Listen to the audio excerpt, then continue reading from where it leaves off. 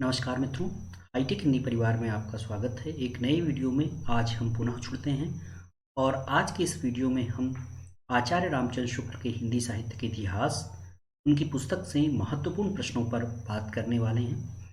कुछ प्रश्न अन्य पुस्तकों से भी होंगे। यह एक बहुत छोटा सा वीडियो है, इन्फॉर्मेटिव वीडियो है, आपके लिए परीक्षोपयोगी है। इस वीडियो को आप ज़रूर देखें। बार बार कह रहा हूँ, अपने मित्रों के बीच आप साझा करें ताकि हम आपके लिए और वीडियो ला सकें। जिनको लगता है कि ये वीडियो उनके लिए उपयोगी है, कम से कम उन्हें इन वीडियोज़ को ज़रूर शेयर करना चाहिए। जिन प्रश्नों को हम पूछते हैं आप उनके उत्तर देने का प्रयास करें और वीडियो को लाइक ज़रूर करें। तो आइए शुरू करते हैं हम आज का वीडियो। और आज का पहला प्रश्न है, हिंदी साहित्य सम्मेलन इंदौर के अधिवेशन में दिया गया आचार्य रामचंद्र शुक्ल का भाषण किस नाम से प्रकाशित हुआ था? हिंदी साहित्य सम्मेलन इंदौर का जो अधिवेशन हुआ था उसमें आचार्य रामचंद्र शुक्ल ने अध्यक्षीय भाषण दिया था। बाद में यह भाषण पुस्तकाकार रूप में प्रकाशित हुआ था। इसकी बहुत आलोचना और बहुत चर्चा हुई थी। कविता क्या है? काव्य में अभिव्यंजनावाद, रस मीमांसा और चिंतामणि, इनमें सही उत्तर क्या होगा? तो इस प्रश्न का सही उत्तर जो होगा काव्य में अभिव्यंजनावाद नाम से इनका भाषण प्रकाशित हुआ था। कविता क्या है? बहुत महत्वपूर्ण निबंध है आचार्य रामचंद्र शुक्ल का। आप कमेंट करके हमें बताएंगे कि कविता क्या है नाम के निबंध का प्रकाशन वर्ष क्या है, रस मीमांसा का प्रकाशन वर्ष क्या है और चिंतामणि के कुल कितने भाग हैं। अगले प्रश्न की तरफ बढ़ते हैं। अगला प्रश्न है, किसका अभिमत है इससे इस काल को रस के विचार से कोई श्रृंगार काल कहे तो कह सकता है? इसका कारण जनता की रुचि नहीं, आश्रयदाता राजा महाराजाओं की रुचि थी, जिनके लिए कर्मण्यता और वीरता का जीवन बहुत कम रह गया था। इसका अभिमत है। तो ये महत्वपूर्ण अभिमत आचार्य रामचंद्र शुक्ल का है। हिंदी साहित्य के इतिहास नाम की अपनी पुस्तक में आचार्य रामचंद्र शुक्ल ने इसे उद्धृत किया है। अगले प्रश्न की तरफ बढ़ते हैं। जायसी पहले कवि हैं, सूफी बाद में, ये किसका मानना है? जायसी पहले कवि हैं, सूफी बाद में, क्योंकि ऐसा आक्षेप अक्सर विद्वानों का है कि जायसी सूफी थे और उन्होंने इस धर्म की पालना में जो है इस प्रकार के काव्य की रचना करी है। लेकिन किस विद्वान का मानना है कि जायसी पहले कवि हैं?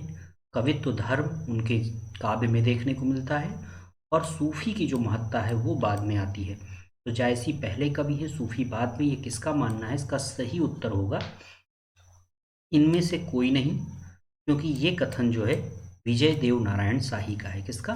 विजय देव नारायण शाही। विजय देव नारायण शाही का ने बहुत कम लिखा है लेकिन बहुत महत्वपूर्ण लिखा है। उनका कौन सा निबंध संग्रह है जो बहुत प्रसिद्ध हुआ, चर्चित हुआ? आप उसका नाम बताएंगे। अगला प्रश्न है, नारी का आकर्षण। नारी का आकर्षण पुरुष को पुरुष बनाता है और उसका आकर्षण उसे गौतम बुद्ध बनाता है।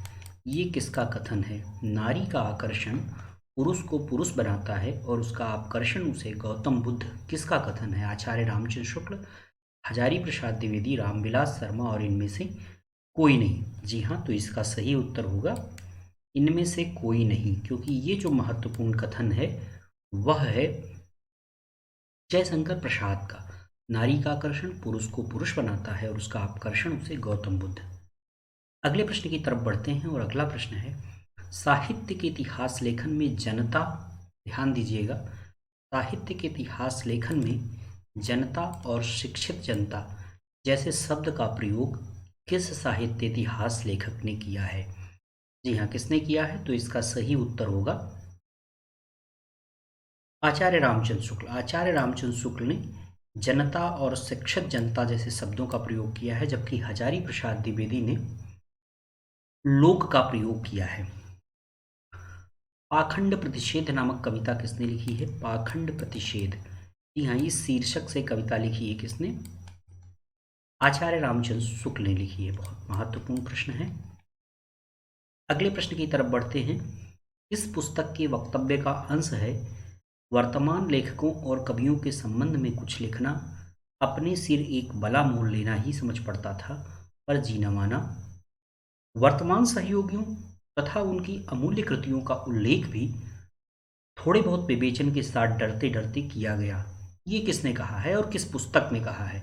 तो पुस्तक के नाम दिए हैं आदिकाल, आप कमेंट करके बताइएगा आदिकाल किसकी पुस्तक है, हिंदी साहित्य का इतिहास किसकी किताब है, हिंदी साहित्य की भूमिका किसकी पुस्तक है और हिंदी साहित्य का वैज्ञानिक इतिहास ये किसकी पुस्तक है। अब हम बताते हैं आपको कि यह वक्तव्य किस पुस्तक में दिया गया। हिंदी साहित्य का इतिहास ऑप्शन बी जो दिया गया है, आचार्य रामचंद्र शुक्ल का जो हिंदी साहित्य का इतिहास है उस पुस्तक का जो उसका पहला संस्करण है उसमें उन्होंने ये वक्तव्य दिया है। 1929 में पुस्तक पहली बार छपी थी।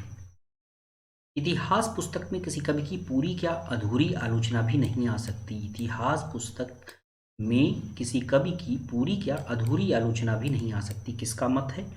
तो ये मत है आचार्य रामचंद्र शुक्ल का। किसका मत है? आचार्य रामचंद्र शुक्ल का मत है। अगले प्रश्न की तरफ बढ़ते हैं और अगला प्रश्न है आचार्य रामचंद्र शुक्ल के इतिहास की रचना प्रक्रिया। अच्छा सवाल है। आचार्य रामचंद्र शुक्ल के इतिहास की रचना प्रक्रिया किसकी पुस्तक है? अविनाश मिश्र, ए भरत यायावर, वी ओम प्रकाश सिंह, सी समीक्षा ठाकुर, डी। इस प्रश्न का सही उत्तर होगा समीक्षा ठाकुर। समीक्षा ठाकुर की पुस्तक का नाम है आचार्य रामचंद्र शुक्ल के इतिहास की रचना प्रक्रिया।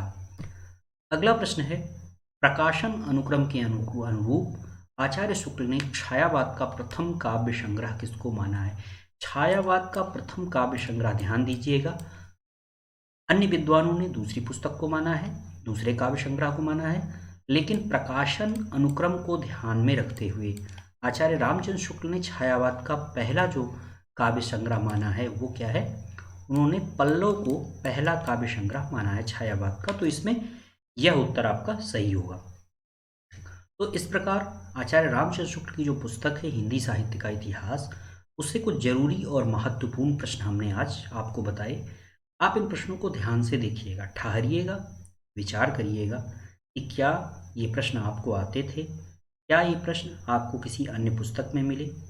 यदि नहीं तो आप इस चैनल को सब्सक्राइब करें, अपने मित्रों के बीच शेयर करें, वीडियो को लाइक करें और जिन प्रश्नों को हमने पूछा है उनको कमेंट में आप उत्तर दें, क्योंकि जिन भी प्रश्नों का उत्तर आप एक बार लिख देंगे वे प्रश्न आपको हमेशा हमेशा के लिए याद हो जाएंगे। तो मिलते हैं अगले वीडियो में, तब तक के लिए धन्यवाद।